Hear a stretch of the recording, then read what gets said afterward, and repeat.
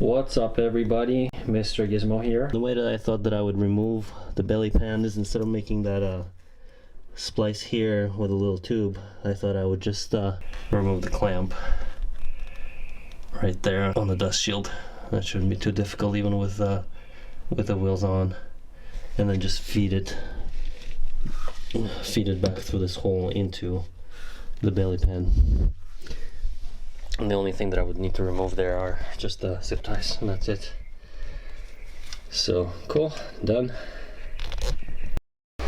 Alright, and next I figured out what I want to do about these holes for the fog lights. So cool thing about these frame parts of the fog light, this is left so this should be driver's side, this should fit, is that they actually slide in here, and there's a tab here.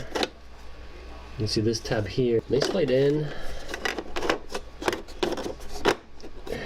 and they snap in there. So what I'm going to do is I'm actually going to block this off. Okay, so for the fog lights, I've cut on some pieces from some plastic, polycarbonate,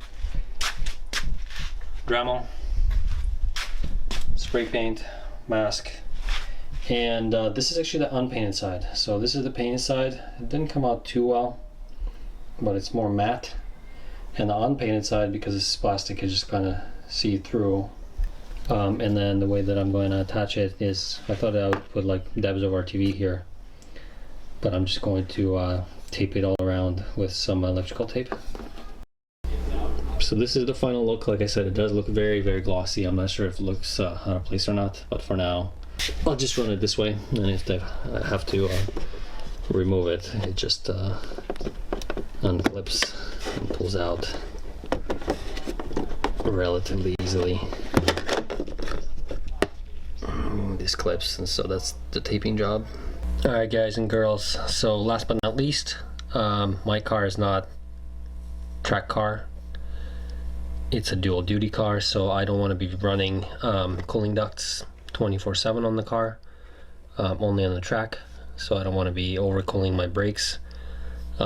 Cooler pads are a little bit more abrasive and wear out your rotors a little bit quicker. So the solution that I have for now is this, which is just painter's tape. I know it's not pretty, but it'll do for now. Maybe in the future I'll find something that fits in on inside of the diameter of those aluminum inlets. Maybe some sort of plastic cover or some cork that's about 2 inches. Maybe something that fits over the outside. For now, painter's tape works really well. And also to quickly show what I did just on the leading edge here, as you can see, there's a zip tie here, or over there.